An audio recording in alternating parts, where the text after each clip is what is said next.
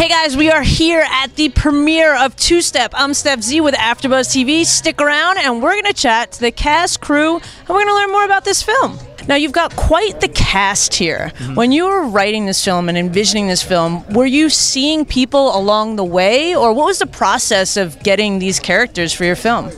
I didn't. Sometimes I've written for actors, but this one I didn't. I really just wrote, let the characters form. And when we had the auditions and when I finally saw the performances, the people that got the part are the ones that just took it to another level. Why did you want to be a part of this film? I had an insanely intense reaction to the script. I was in Baton Rouge at the time. I was in a hotel room by myself. I was shooting some B comedy, and I was reading the script, and I was like bawling my eyes out, like reading this script, like in this lonely hotel room by myself, and just complete. Like, I mean, you sometimes you look at a script and it's just words on a page, and sometimes you see it in your head and you feel it, and that happened to me. I loved the script. I read it and I loved it the minute I read it. And I loved the character of Dot, because so seldom do we see a woman my age who's an actual person in a movie, who's not the mom or or some kind of, weird, crazy sex lady trying to sleep with young people or something. She's just a real person with a real point of view and a real life. And I really felt that was almost a feminist statement on the director's part, and I wanted to participate in that. Actually, it was the script. I just loved the delicious dialogue and the Texas flavor, the characters, and it felt like a great story. And that's what we do. So I absolutely wanted to work with these guys. I tend to lean towards a lot of comedy, so anytime something comes my way that's complicated and a little bit dark, and it's not all laughs and fun, I'm always interested and up for that challenge. But Amy, I think you hit the nail on the head. She's strong. It feels kismet. It really does. It feels meant to be. Pat Cassidy is the producer on this movie, who I actually went to college with. He's one of he's my oldest friend in the business, and for my first feature lead to come through him just felt meant to be. What was the hardest thing that you guys came across in trying to convey this message and not making it hokey?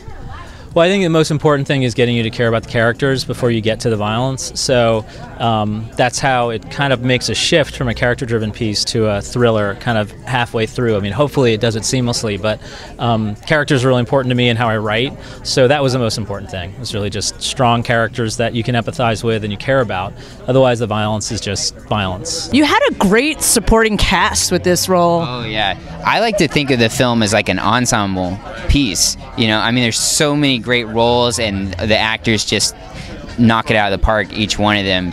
I feel like this role could mess with your mind a little bit. Sure, it could. This is a woman who was in an abusive relationship, and you have to go there. You have to, acting in a role like this, you have to go there and go, what would make me, who is this guy that she's with? Why would she be with him? What's happened in her life that would cause her to be with somebody who, I made the decision that she probably stuck around for a while he was abusive. That's how abusive relationships are. They're abusive for a while, and then they're not, and then they are. And so what does that take? Why are you there? Then why do you leave? Your character is so layered. How did you get into that every day? Because you do seem like a nice guy, maybe. Thank you very much. I think I would say that this character was written as such a Texas hard case that I don't know, I just like to play against whatever it is, and it was really fun to play against that, and I think it made for a layered performance, and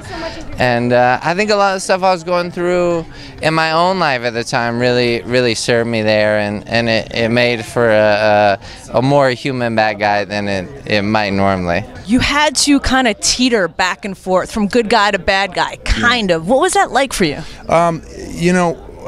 I think what we don't want to do is come across too, like play the bad guy, right? I mean, there are real people in the world that we think are golden, and then we find out they're into some nasty stuff. And I think that's who Dwayne is. So what was it like working with Alex for his directorial debut? Oh, he was fantastic. You know, I gotta say, he was so invested in the project, and he's such an incredible writer. And he was so open as a director, too, to what he wrote that was so great, and let us sort of bringing our own thing to it. And a lot of the complexity of the characters, thanks to Alex, he wrote such an amazing script, and it's very character driven, so it's just built in. But I mean, honestly, I didn't put that much thought into it. I mean, it was just kind of instinctual. And how was it as well feeling that Alex put that confidence in you for his directorial debut? He was a smart guy. Well, thank you so much for chatting with me, and congratulations again. It was a great film. Thank you. Thanks.